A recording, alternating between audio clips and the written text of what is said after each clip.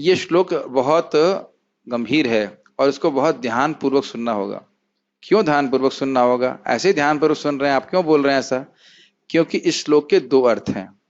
बहुत ध्यान पूर्वक सुनिएगा।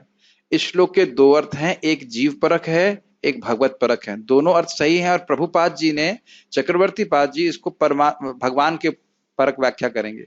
शिला श्रीधर स्वामी जी ने इसको जीव परक व्याख्या करी है और प्रभुपाद जी ने दोनों को मिला दिया है। इसलिए हम दोनों की चर्चा करेंगे। ठीक है, आप मेरे पीछे बोलिए माइक पे। एतद रूपम भगवतो एतद् रूपं भगवतो ह्यरूपस्य चिदात्मनः यः रूपस्य चिदात्मनः माया गुणैर्विरचितम् मायागुणैर्विरचितम् महदादिभिरात्मनि। महदादिभिरात्मनि। ओके, अनुवाद देखते हैं। भगवान के विराट रूप की धारणा जिसमें वे इस भौतिक जगत में प्रकट होते हैं काल्पनिक है। यह तो अल्पज्ञों तथा नव दीक्षितों को भगवान के रूप की धारणा में प्रवेश कराने के लिए है, लेकिन वस्तुतः भगवान का कोई भौतिक रूप नहीं होता। तो प्रभुपाद जी ने कौन सी व्याख्या करी है? भगवत परक व्याख्या। देखिए, एतद रूपम भगवतो, ये जो भगवान का रूप है, कौन सा भगवान का रूप है? विराट रूप। ही अरूपस्य चिदात्मनः, अरूपस्य मतलब जिनका कोई प्राकृत रूप नहीं है, मतलब भगवान के बारे में बोल रहे हैं। कैसे उनका रूप है? चिदात्मक रूप है, सच्चिदानंद विग्रह उनका रूप है। तो ये जो विराट रूप है जिसमें ये धारणा की जाती है कि पाताल उनके चरण हैं और ब्रह्मलोक उनका सिर मस्तक है इत्यादि, ये एक भौतिक धारणा है। भगवान का ऐसा रूप नहीं है। ही अरूपस्य चिदात्मनः, भगवान कैसे हैं? प्राकृत रूप शून्य। रूप शून्य नहीं बोल रहा हूं मैं, प्राकृत रूप शून्य। उनका तो रूप कहीं स्वरूप जो है इस प्रकार से नहीं है। और ये जो भगवान के जितने अवतार हैं वो कैसे हुए, जिनका वर्णन हो रहा था अभी, वह सब सच्चिदानंद हैं और भगवान भी सच्चिदानंद हैं। तो इस अध्याय की शुरुआत में विराट रूप का वर्णन शुरुआत में हुआ है। तो कोई प्रश्न करेगा, अरे भाई इतने सारे अवतारों का आपने वर्णन किया तो विराट रूप को अवतार में क्यों नहीं जोड़ रहे हो? तो कहते हैं ना ना ना, विराट रूप जो है यह आध्यात्मिक नहीं और ये किसके द्वारा रचित होता है? तो कह रहे हैं माया गुणैर विरचितम, माया के गुणों के द्वारा यह रचित होता है। और माया के गुणों के द्वारा विरचित महद आदिभिर, तीन गुण होते हैं ना, याद आ रहा है आपको? प्रधान में जब तीनों गुण का साम्य होता है उसमें भगवान अपना दृष्टिपात करते हैं और फिर वह महतत्व के रूप में परिणत होता है। तो जो महतत्व है माया के गुणों का प्रभाव है, उसके द्वारा यह भगवान में रचित होता है। मतलब भगवान ही इसके आधार हैं जिसके ऊपर ये विराट रूप रचित रहता है, लेकिन भगवान इससे बिल्कुल अलग है। तो यहां पे आत्मनि का अर्थ हुआ परमात्मनि, ये एक अर्थ। अब दूसरा अर्थ भी ले लेते हैं। दूसरा अर्थ है जीव परक। इसका लिंक क्या है? कोई कहेगा, अरे भाई जब जीवात्मा का उसके स्थूल और सूक्ष्म देह से संबंध है, स्थूल देह समझते हैं आप, ये जो हमारा हाड़ मांस का शरीर है, और सूक्ष्म देह से संबंध मतलब मन बुद्धि अहंकार से संबंध है, तो आप ये कैसे कह सकते हो कि केवल भगवान का कीर्तन करने से वह संसार के दुख से मुक्त हो जाएगा? जब तक मन बुद्धि अहंकार रहेगा दुख तो रहेगा।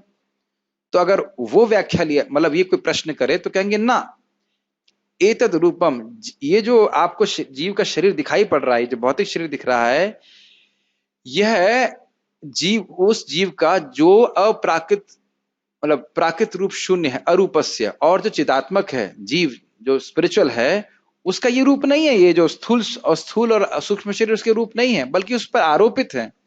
किसने किया है? भगवान की माया ने। भगवान की माया जो प्रकृति कहते हैं उसके द्वारा रचित है और उसको आत्मा के ऊपर स्थापित किया गया।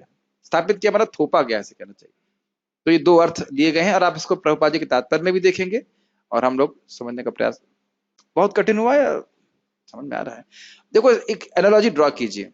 जैसे विराट रूप भौतिक है, उसको भगवान पे आरोपित किया जा रहा है और वह कैसे बना है? माया के गुणों के द्वारा, महदात्मी। उसी प्रकार से जीव भी अप्राकृत है, लेकिन उसके ऊपर ये जो स्थूल शरीर और सूक्ष्म शरीर एक आवरण की तरह है और उसके ऊपर थोपा गया है। उस जीव का इससे कोई मतलब नहीं है। ठीक है? हाँ, माइक पे बताइए। मैं इसलिए दोनों अर्थ ले रहा हूं, आप लोगों को शायद थोड़ा कठिन लग रहा होगा, लेकिन प्रभुपाद जी तात्पर्य में दोनों ही अर्थ लेते हैं, तो आपको समझ में आएगा प्रभुपाद जी वो क्यों बोल रहे हैं। यस प्रभु। प्रभुपाद जी एक जगह बोले कि ये शरीर आत्मा को एक दंड है। आत्मा का दंड है, आत्मा के ऊपर आवरण है, कष्ट देने के लिए दिया गया है। ठीक है, ओके। हम लोग अनुवाद पढ़ चुके हैं, थोड़ा लिंक देखते हैं। श्रील गिरधर लाल जी की टीका, यह जो टीका है गिरधर लाल जी की, ये जीव परक व्याख्या के अनुसार है, लेकिन फिर भी इसको समझना चाहिए। 5 श्लोकों में इस बात को, इस प्रश्न को एड्रेस किया जा रहा है। क्या प्रश्न है? मान लो कोई प्रश्न करे, परंतु यदि स्थूल और सूक्ष्म देह से संबंध है तो किस प्रकार विमुक्ति संभव है? तो यदि यह प्रश्न हो तो इस पर कहते हैं कि भगवान की माया से उत्पन्न अविद्या के विलास रूप में जीव का देह द्वय से संबंध है। देह द्वय मतलब स्थूल और सूक्ष्म देह से संबंध है, अन्यथा जीव पूरी तरह से निर्गुण है, ऐसा कोई मतलब नहीं है, लेकिन माया के द्वारा ऐसा किया जाता है। और किसकी इच्छा से माया चलती है? भगवान की इच्छा से। और भगवान के श्रवण कीर्तन के द्वारा जनित विद्या से इस देह अध्यास की निवृत्ति हो जाती है और फिर जीव मुक्त हो जाता है। इसको 5 श्लोकों में कह रहे हैं। ये मैं फिर से अपने शब्दों में समझाता हूं। देखिए, क्या जीवात्मा का स्थूल या सूक्ष्म देहों से संबंध है? कोई संबंध नहीं है। तो क्यों हम मान रहे हैं अपने आप को शरीर? अविद्या के कारण। आपको याद है ना, माया के 3 भाग बताए गए थे, अविद्या, विद्या और प्रधान। तो उस अविद्या के द्वारा जीव का अध्यास हो जाता है, वह मानने लगता है कि वह शरीर है। क्या ये बातें कठिन हो रही समझने में? समझ में आ रहा है? अपने स्वरूप को भूल जाता है और जो वो नहीं है उसको मानने लगता है कि नहीं? तो यहाँ ये बोल रहे हैं कि जब भगवान का श्रवण कीर्तन करता है, भगवान के अवतारों का श्रवण कीर्तन करता है, तो उस अविद्या का नाश हो जाता है। भगवान की भक्ति के कारण उसका नाश हो जाता है। इस कारण से वह अपने इस देह अध्यास से मुक्त हो जाता है। देह अध्यास समझते हो सुंदर माधव प्रभु? देह अध्यास का मतलब क्या है? और ये दोबारा अगर इनको ने उत्तर नहीं दिया ठीक से तो और कोई को पूछूंगा। यस, कि हम ये देह, आत्मा देह नहीं है, देह से अलग है, भिन्न है। देह अध्यास का अर्थ क्या होता है? देह में अध्यास मतलब मैं अपने आप को शरीर मानने लगूं, इसको देह अध्यास कहते हैं। जैसे कभी कभी आपने देखा होगा कि बंदर नहीं बैठा रहता है लेकिन लगता है बंदर बैठा है, तो यह अध्यास हो जाता है इस प्रकार से। वहां पे मान लीजिए रस्सी पड़ी है, रस्सी पे पांव पड़ गया, आप समझिए सर्प है। अब इसका अर्थ ये नहीं है कि रस्सी नहीं है, लेकिन रस्सी में सर्प का अध्यास हो रहा है।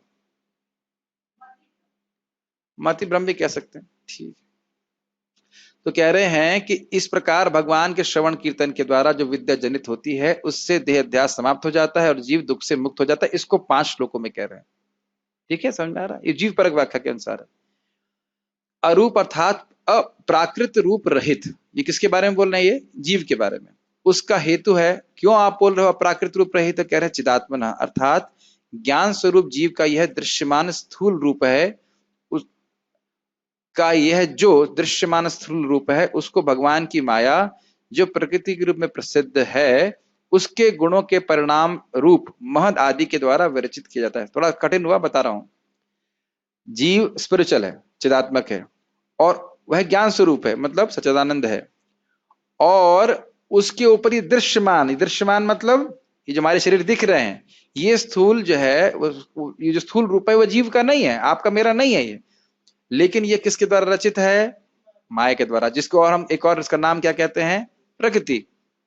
और ये किसके द्वारा प्रकृति ने कैसे रचा है? महत तत्व के द्वारा, महातत्व आदि के द्वारा, जो कि गुणों से आया है। अब तो समझ में आ रहा होगा। देखिए, ये बात नए व्यक्ति को बिल्कुल समझ में नहीं आएगी, इसीलिए पहले बोला गया जन्म गुह्य बातें हैं। ये बातें जो साधना नहीं करेगा, सुनेगा नहीं, उसे समझ में नहीं आएगा। आप में से किसी को भी कठिनाई हो रही है तो बताइए, ये समझ में आ रहा है? ये शरीर तो है, लेकिन हमारा ये जो अध्यास है ये ठीक नहीं है। अरे अभी काल्पनिक तो अपने जो हम पढ़ रहे हैं वो तो पढ़े ही नहीं, आप आगे कैसे पहुंच गए? अरे भाई सुनो तो सही मेरी बात। अभी मैं केवल जीव परक व्याख्या कर रहा हूं, फिर अभी परमात्मा परक व्याख्या करूंगा मैं। तो कल्पना क्या है? क्या कल्पना है? काल्पनिक है। पहले जीव के संबंध में समझ लीजिए। मैं आपको ये शरीर मान रहा हूं, ये मेरी कल्पना है। मैं अपने आप को ये शरीर मान रहा हूं, ये कल्पना है। इसका अर्थ यह नहीं कि शरीर नहीं है। ये समझ में आया? इसी प्रकार से भगवान को ये सोचना कि ये जगत भगवान है, यह कल्पना है। और ये कल्पना भी कुछ लोगों के लिए लाभकारी है, जो लोग भगवान के आध्यात्मिक स्वरूप की चिंतन नहीं कर सकते। समझ में आया बात? जिस प्रकार से जीव के ऊपर ये भौतिक शरीर, हमारे भौतिक शरीर का आरोपण कर देते हैं लोग कि भाई ये व्यक्ति है ऐसे, वो व्यक्ति ऐसे हैं, स्थूल और सूक्ष्म भी, उसका स्वभाव अच्छा नहीं है, तो अब वह सूक्ष्म रूप से बोला क्रोधी है, ये है, वो है, जो कुछ भी आप दुर्गुण हम सोच रहे हैं वह क्या है, सूक्ष्म शरीर का है। और वह किस पे आरोपित हो रहा है? और ऐसा मत सोचिए कि दूसरे ही कर रहे हैं, हम खुद भी कर रहे हैं अपने ऊपर। कितना सुंदर लग रहा हूं मैं, कितना बुद्धिमान हूं, ये सब जो है ये हमारा जीव के ऊपर इन स्थूल और सूक्ष्म रूपों का आरोपण है। बहुत कठिन हो रहा है क्या? समझ में नहीं आ रहा हमारा? ठीक। वैसे इसको उदाहरण से, अगला उदाहरण दिया जाएगा, वो कल चर्चा करेंगे किस प्रकार से होता है, बड़ा रोचक है। आत्मा के स्थान में इसकी रचना हुई है, मैं देव हूं या मैं मनुष्य हूं ऐसा प्रतीत होता है। ठीक है, ना आत्मा देवता है, ना आत्मा मनुष्य है, ना आत्मा स्त्री है, ना पुरुष है, ऐसा कुछ भी नहीं है, लेकिन हम सोचने लगते हैं इस प्रकार से। ठीक है, तो ये एक व्याख्या, तात्पर्य प्रभुपाद जी अब भगवत परक व्याख्या ले रहे हैं। भगवान के नाना अवतारों के साथ साथ उनके विश्व रूप या विराट रूप की धारणा का उल्लेख नहीं किया गया है, क्योंकि ऊपर बताए गए भगवान के सारे अवतार दिव्य हैं और उनके शरीरों में भौतिकता का रंच मात्र भी स्पर्श नहीं है। ये समझ में आ गया कि विराट रूप का क्यों वर्णन नहीं किया गया? क्योंकि विराट रूप जो है वो भौतिक है, उस पर ध्यान करने के लिए, श्रवण करने के लिए नहीं बोल रही है। जो एकदम निम्न चेतना का व्यक्ति है उसके लिए ठीक है, लेकिन जो उत्कृष्ट चेतना वाला व्यक्ति है उसके लिए आवश्यक नहीं है कि वह विराट रूप पे ध्यान करे। ठीक, विराट रूप जहां अभी हम इससे पहले भी चर्चा हो गई थी, ना तो भगवान के विराट रूप पे ध्यान करना है जो गीता में बताया गया था, और ना विराट रूप पे ध्यान करना जो भागवत में बताया गया। हमें दोनों थोड़ा थोड़ा अंतर हो सकता है। यहाँ जो बात विराट रूप की आती है, जो प्रभुपाद बताएंगे, दूसरे स्कंद में जो वर्णन आया विराट रूप का, कि ब्रह्मलोक जो है उनका उनका मस्तक है, पाताल उनके चरण, ऐसे करके उसमें भी कुछ कुछ अंतर है, स्थविष्ट रूप इत्यादि। लेकिन जो भी सारे हैं, यह हम भक्तों के लिए क्या कहेंगे, उसको ध्यान के विषय नहीं है। विश्व रूप और विराट रूप में अंतर है। मैं इस प्रश्न का उत्तर नहीं देना चाहता, अभी वो हम डिफ्लेक्ट कर जाएंगे। विराट रूप की बात कर रहे हैं। विराट रूप जो है, जो ब्रह्मा, जो बताया गया है दूसरे स्कंद में, कि उनके चरण चरण चरण जो है पताल हैं भगवान के, और उनके जो मस्तक है वह भगवान का, ब्रह्मलोक जो है उनका भगवान का मस्तक है। तो इस प्रकार की धारणा पे लोग करते हैं। अब इससे पहले भी एक बार आया था कि, और प्रभुपाद जी ने उस समय उस तात्पर्य में ये आया था ऋषभ देव की शिक्षाओं में, और ये चर्चा हो रही थी, वहां पे स्पष्ट बोल दिया था कि विश्व रूप और विराट रूप एक ही है। यही रूप भगवान ने गीता में दिखाया था अर्जुन को, अगर आपको याद है तो। हम लोग अब 5वां स्कंद 5वां अध्याय में ढूंढ लीजिएगा। हाँ, तो वही बोलना, वही एक ही बात है, इसमें फिर क्या क्या कहा जाए। ना तो मैंने विश्व रूप देखा, ना मैंने विराट रूप देखा, तो मैं कैसे कहूं कि दोनों एक है कि नहीं है? तो ठीक है, क्योंकि पता है हम लोग को भेद क्यों लगता है उसमें भगवान खा रहे थे, उनको चबा रहे थे, तो कुछ अलग होंगे। मैं कुछ नहीं कह सकता, बस यहाँ पर बात बोलना, विश्व रूप विराट रूप एक ही बात है, तो एक ही बात मान के चलिए बस। ठीक है, अब उससे अधिक क्या बोल दूं? ठीक है, लेकिन बात यही है कि जो विश्व रूप भगवान ने दिखाया या विराट रूप दिखाया वह भौतिक था। ठीक है, और उस पर भगवान के भक्त ध्यान नहीं करते। यह तो केवल अर्जुन ने इसलिए प्रश्न किया था कि अन्य लोग समझें, कि कृष्ण की भगवत्ता के बारे में समझें, अन्यथा उस पर ध्यान करने के लिए उसको पसंद नहीं करते हैं अर्जुन, और इसी कारण से नहीं, मैं भयभीत हो रहा हूं, मुझे नहीं देखना है। हाँ, उनके शरीर तथा आत्मा में कोई अंतर नहीं होता, जैसा कि बद्ध जीव में होता है। उनके शरीर तथा आत्मा में अंतर नहीं होता। किनके शरीर में? भगवान के बारे में। देह देही विभेदोयम न ईश्वरे विद्यते क्वचित। देह और देही का भेद भगवान में कभी भी नहीं होता है। विराट रूप की कल्पना तो केवल नवदीक्षित पूजकों के लिए है, उन्हीं के लिए भौतिक विराट रूप प्रस्तुत किया जाता है, जिसकी व्याख्या द्वितीय स्कंद में की जाएगी। तो आप कोई प्रश्न कर सकता है कि अरे, अगर विराट रूप का सब काल्पनिक है तो फिर आप उसको क्यों वर्णन कर रहे हैं? क्योंकि कुछ लोगों की धारणा ही इससे ऊपर नहीं जा सकती है। मुझे सर बता रहे थे, मैं तो मिला नहीं, आईआईटी में प्रवचन कर रहे थे कहीं कोई पे एक माता जी थी, उनको कहते हैं हमें 11वां अध्याय बहुत अच्छा लगता है, विराट रूप का वर्णन। तो कुछ लोगों की ऐसी मति है कि उनको विराट रूप ही अच्छा लगता है, बड़े बड़े भगवान हैं ऐसे करके, है ना। और हम लोग को गौर निताज प्यारे से छोटे से अच्छे लगते हैं, इनको हम माला पहना सके। प्रभुपाद जी बड़ा सुंदर एक जगह बोलते हैं कि अरे भाई, भगवान तो विराट रूप भी दिखा सकते हैं आपको, लेकिन आप ये बताइए कि उन्हें ड्रेसिंग कैसे करेंगे? इतने बड़े हैं, इसलिए भगवान कृपा करके छोटे रूप में आते हैं ताकि आप उनकी सेवा कर सके। यस प्रभु, माइक पे पूछिए। भगवान के सारे अवतारों में देह और देही का भेद नहीं होता? भगवान के सारे अवतारों में देह और देही का भेद नहीं होता है क्या?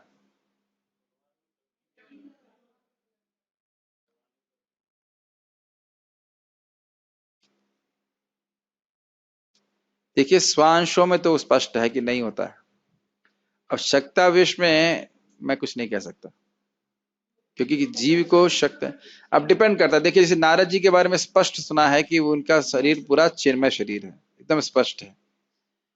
तो उसमें किसी विशेष जीव को कुछ शक्ति देते हैं तो बड़ा कठिन है कहना, मैं कुछ नहीं कह सकता।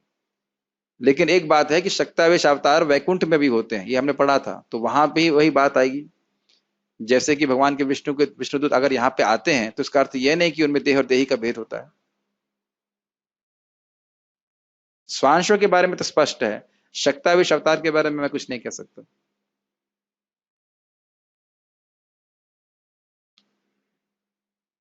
देखिए ये भी ध्यान देना चाहिए कि अगर वो इस जगत में दिख रहे हैं तो हर व्यक्ति भौतिक है ऐसा नहीं सोचना चाहिए। एक मिनट, चैतन्य चरितामृत में उसका वर्णन है। मैंने फिर से वर्णन बताया था कि जो भगवान के भक्त हैं वो भी जब यहाँ पे आते हैं तो उनका शरीर चिन्मय होता है, स्पिरिचुअल होता है। ये वहां पे आता है दीक्षा काले शिष्य करे आत्मसमर्पण, उसमें आगे बढ़ाया जाता है। ये रामानंद राय के गुणगान के संबंध में है, जो जब प्रद्युम्न मिश्र जो है उनके जाकर के, और चैतन्य महाप्रभु सनातन गोस्वामी को भी कहते हैं कि तुम्हारा शरीर जो है वो चिन्मय है, भले उसमें फोड़े होते हुए दिख रहे हैं लेकिन वो स्पिरिचुअल है, आध्यात्मिक है। तो हमारी तो भी धारणा ही नहीं है, तो इसलिए हम कुछ नहीं कह सकते। कैसे एक दिव्य पार्षद का शरीर होता है समझना मुश्किल है। लेकिन आप जानते हो ना, नरोत्तम दास ठाकुर जी केवल गंगा जी में प्रवेश किए और दूध बन गया उनका शरीर, और मध्वाचार्य जी के ऊपर फूल चढ़ाते रहे और अब प्रकट हो गए।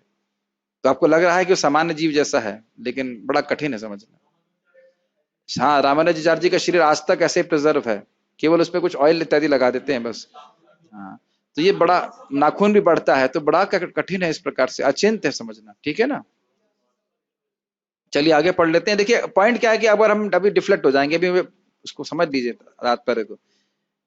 उन्हीं के लिए भौतिक विराट रूप प्रस्तुत किया जाता है, जिसकी व्याख्या द्वितीय स्कंद में की जाएगी। विराट रूप में विभिन्न लोकों के भौतिक रूप को उनके पांव हाथ आदि के रूप में कल्पित किया गया है। तो मोहित प्रभु आप समझ पा रहे हैं कल्पना क्या है? वो जो प्लैनेट्स हैं वह कल्पना नहीं है, भगवान कल्पना नहीं है, लेकिन उनका आरोपण कल्पना है। यह कहना कि ये जो विराट जगत है ये भगवान, क्योंकि भगवान सच्चिदानंदमय है, सच्चिदानंद विग्रह सुना है ना आप। तो ये जो भौतिक जगत है उसकी धारणा इस प्रकार से करती है, कहीं कहीं कुछ भगवान का स्मृति हो, कनेक्शन हो, जो भगवान के आध्यात्मिक स्वरूप का चिंतन नहीं कर सकते। ठीक है, इसकी एक आप इंटरेस्टिंग चीज देखेंगे कि भले ही सब चीज हैं, लेकिन प्रभुपाद जी ने सीधे हमको हरे कृष्ण मंत्र पे ध्यान करने के लिए बताया गया है, भगवान के विग्रह पे ध्यान करने के लिए बताया है। ऐसा नहीं कि आप पहले विराट रूप की धारणा करें फिर धीरे धीरे प्रगति करें, ऐसा नहीं। अब देखिए बताया ही नहीं, हम लोग बताते भी नहीं है इस प्रकार से धारणा करो, सीधे ही आप सीधे भगवान की भक्ति में लग जाते हैं। ठीक है, ये ध्यान रखिएगा कि जब हम भगवान के विग्रह को देखते हैं तो विराट की धारणा नहीं कर रहे हैं। प्रतिमा नहीं तुम्हें साक्षात ब्रजेंद्र नंदन, आप प्रतिमा नहीं हो, साक्षात आप ब्रजेंद्र नंदन। कभी ऐसे मन में ना आ जाए बात। ठीक है, क्योंकि जैसे ही कोई व्यक्ति विग्रह को भौतिक मानता है उसको नारकीय बुद्धि कहते हैं, कभी नहीं मानना चाहिए। अर्चे विष्णु शिलाधीर, कभी भी भगवान के अर्चा विग्रह को शिला नहीं मानना चाहिए। वस्तुतः ऐसे सब वर्णन नव दीक्षितों के लिए होते हैं। तो ये नवदीक्षित जहां भी होते हैं इस्कॉन के नवदीक्षितों के लिए नहीं होते। ठीक है, वे पदार्थ से आगे कुछ भी नहीं सोच पाते। भगवान के भौतिक बोध की करना उनके वास्तविक रूपों की सूची में नहीं की जाती। समझ में आ रहा है? जो विराट रूप है उसकी गणना भगवान के अवतारों में नहीं की जाती।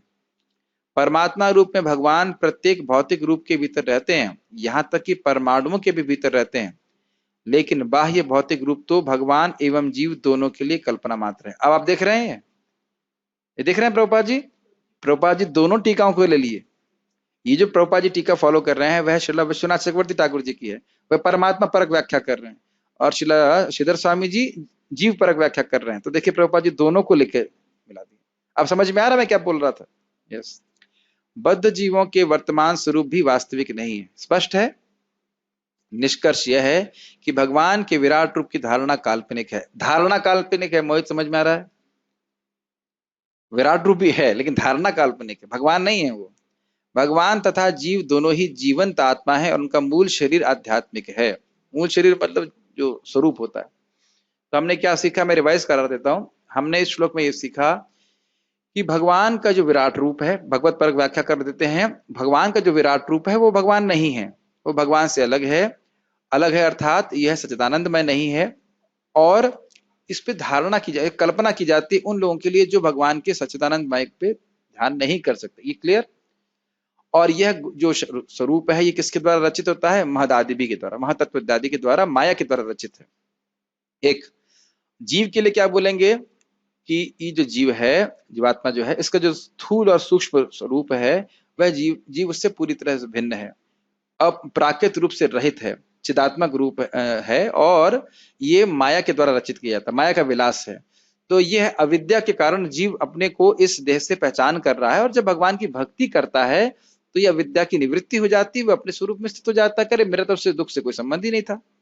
इसलिए लिंक क्या है? इसलिए जो भगवान के कीर्तन करता है उसकी बढ़ी हुई भक्ति के द्वारा उसकी अविद्या का नाश हो जाता है। इसलिए कह रहे हैं कि जो कोई व्यक्ति सुबह और शाम इस कथा को सुनता है उसका दुख समाप्त होता है। ये लिंक समझ में आ रहा है? ठीक है। हाँ प्रभु पूछिए। ये जैसे कि आपने बताया कि कुछ लोग थोड़ा माइक पे पास पे बोलिए, जोर से बोलिए। हाँ हरे कृष्णा। हाँ कुछ लोग भगवान का मतलब श्याम सुंदर रूप पे ध्यान नहीं कर पाते तो विराट रूप के लिए बताया गया। हाँ, तो उनकी गति क्या होती है? पता नहीं गति क्या होती है, पता नहीं का मतलब मैं भूल गया। अभी मैंने कुछ चीजों पे देखिए हम ध्यान इसलिए नहीं देते क्योंकि मैं एनसाइक्लोपीडिया नहीं बनना।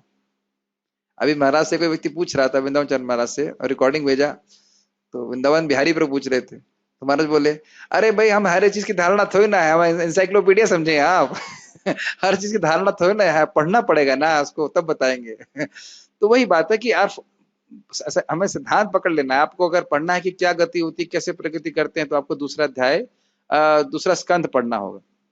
फर्स्ट क्या कौन सा चैप्टर है? First step in God realization. उसे पढ़ते हैं भक्त लोग लेकिन उसमें खास कोई रुचि नहीं होती। कुछ चीजें हम सिद्धांतिक रूप से समझ लेते हैं, उसमें ज्यादा प्रवेश नहीं करते क्योंकि हमारा भक्तों का मुख्य होता है कि भगवान के तत्व को समझें और लीला को समझें। अब विराट रूप के बहुत ज्यादा व्याख्या करने से हमें खास लाभ नहीं होते, उस पर ज्यादा हमें ध्यान करना ही नहीं है। ये बात ठीक है।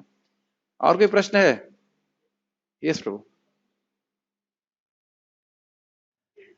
कि आपने, अगर मैं ठीक से समझाऊं, मतलब भगवान है, भगवान का विराट रूप है, लेकिन भगवान विराट रूप नहीं है, ठीक है। हाँ। और उसी तरह से अगर आप जीव के प्रति आ जाए, ये देह है, हाँ, आत्मा भी है, यानी हाँ, कि मैं भी हूँ, हाँ, मैं ये देह नहीं हूँ। हाँ, ना तो मैं स्थूल देह हूं ना सूक्ष्म हूं।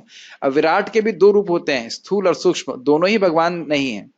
और प्रभु जी, मैं उन्होंने कुछ कहा था कि जीव के ऊपर ये शरीर एक दंड है। देहधारक दंड, ये शरीर जो है जीव के ऊपर दंड है। यस। तो इसको उपलक्षण में ये मन, ये बुद्धि, ये भी एक दंड है जो हमें प्राप्त देखिए, होता है। स्थूल और सूक्ष्म शरीर दोनों ही दंड हैं। आसन्नपि क्लेशद आशदेह। लेकिन बहुत सुंदर, जैसे ही अग्नि लकड़ी में रहती है और अपने ही मतलब स्रोत को जला के खत्म कर देती है, उसी प्रकार से इन्हीं ये शरीर और मन ये हमें दुख देते हैं, लेकिन इन्हीं का उपयोग जब हम भगवान की सेवा के लिए करते हैं तो यही हमारे ये जो भक्ति हम इसके द्वारा संपादित करते हैं, ये स्वयं इस शरीर के कारण को समाप्त करती है। उदाहरण समझ में आया? बहुत सुंदर उदाहरण दिया गया, भागवत का उदाहरण समझ रहे हैं। उदाहरण कि भाई ये लकड़ी है, लकड़ी से अग्नि प्रकट होती है। अग्नि तो अलग है लकड़ी से, लेकिन ऐसे प्रकट नहीं होगी। जब घर्षण करेंगे लकड़ी का तो अग्नि प्रकट होगी और प्रकट होकर स्वयं ही लकड़ी को जला देगी। ये उदाहरण मुझे बहुत अच्छा लगता है। उसी प्रकार से ये शरीर दो एकदम जड़ है, लेकिन इन्हीं से इंद्रियों से भगवान की सेवा कर रहे हैं ना। ऑब्वियसली आप कहेंगे स्वरूप शक्ति का विकार, ठीक है, सब कुछ है, लेकिन साधन तो शरीर है ना। मन से, इंद्रियों से, शरीर से, वाणी से भगवान की सेवा कर रहे हैं कि नहीं कर रहे हैं? कुछ कहना चाहते हैं प्रभु जी? मुझे बताइए वैसे क्या, मुझे पता है कि आप क्या ऑब्जेक्शन करेंगे। अब मुझे आपके ऑब्जेक्शन प्रेडिक्ट कर सकता हूँ। ये जो एनालॉजी है प्रभु जी, हाँ। तो जो सेवा को आप जो आग बोल रहे हैं, इससे जो इंद्रियां और मन मतलब सूक्ष्म शरीर और स्थूल शरीर जल रहा है, हाँ तो इसके साथ साथ जब सूक्ष्म शरीर और स्थूल शरीर जल जाएगी तो आग भी खत्म हो जानी चाहिए। हाँ ठीक है, लेकिन देखिए कोई भी उपमा एक पक्षी होती है। आप उपमा को हम रबर नहीं, actually पूरा तो नहीं वो खींच वहाँ पे सकते, ये ज्ञान मैंने से नहीं बोला है उपमा- इसको, ये भागवत में तो मैं दिखा दूंगा आपको। मगर एक्चुअली वो आग को ज्ञान से बताया गया, जो ज्ञान ये मार्ग लेते हैं ना, तो फिर वो ज्ञान देखिए वास्तविक- ठीक है अगर आप ऐसे करेंगे, लेकिन भगवान का भगवत ज्ञान, अब हरि नाम जप कर रहे हैं, ठीक है, हरि नाम जप कर रहे हैं, जीभ से कर रहे हैं, तो इसी से हमारा अविद्या नष्ट नहीं होती। ये सिंपल सिंपल एनालॉजी देना चाहिए, ज्यादा देखिए भक्तों को हम ज्यादा परेशान नहीं करना चाहते, ठीक है ना, सीधे सीधा अर्थ समझ लेना चाहिए। जब हम भगवान की भक्ति अपने इंद्रियों से करते हैं तो ऐसा नहीं कि भक्ति समाप्त हो जाती है, केवल इस पक्ष में लेना चाहिए कि जो हमारा अविद्या है वो नष्ट हो जाए। यही तो हमने सुन रहे हैं ना कि जब भगवान के बारे में सुनते हैं, भक्ति करते हैं अपनी इंद्रियों से, अपने इंद्रियों से तो कर रहे हैं ना, कहीं और से तो नहीं कर रहे हैं। तो कहने का अर्थ ये है कि ये इंद्रियां जब भोग में प्रवृत्त होती हैं तो हमारे ज्ञान को बढ़ा रही हैं, लेकिन जब यही इंद्रियां भगवान की सेवा में लग रही हैं तो ये जो स्थूल इंद्रियां ये समाप्त हो जाएंगी। और प्रभुपाद इसको बहुत सिंपल तरह से कहते हैं दूसरे स्कंद में बहुत अच्छी तरह से, भगवान के नाम जप का प्रभाव मिथ्या अहंकार के नष्टीकरण के द्वारा प्रस्तुत होता है। हिंदी अच्छी नहीं आ रही है, इंग्लिश में अच्छा था। The influence the result of chanting is experience by destruction of false ego. अपने आप ही हम अपने आप को देख पाएंगे शरीर और स्थूल और सूक्ष्म शरीर से अलग। इसको हम अगर भगवान ने चाहा नारद जी की शिक्षा में स्पष्ट देखेंगे, क्योंकि मैं जैसे ही मेरा आत्म साक्षात्कार प्राप्त हुआ मैं तुरंत समझ गया, अरे मैं तो अज्ञान के कारण ही अपने को स्थूल और सूक्ष्म देहों से पहचान कर रहा था। जैसे स्वप्न में हम लोग परेशान रहते हैं, क्यों? क्योंकि उस देह से हमारी पहचान करते हैं, कोई मतलब नहीं उससे, कोई पहचान नहीं है उससे, लेकिन ऐसी पहचान करने के कारण तो यह ज्ञान नष्ट हो जाता है। ठीक है, ओके, यहाँ पे रुकते हैं, अगर किसी और प्रश्न नहीं है। श्रीमद् भागवतम की जय, श्रील प्रभुपाद की जय।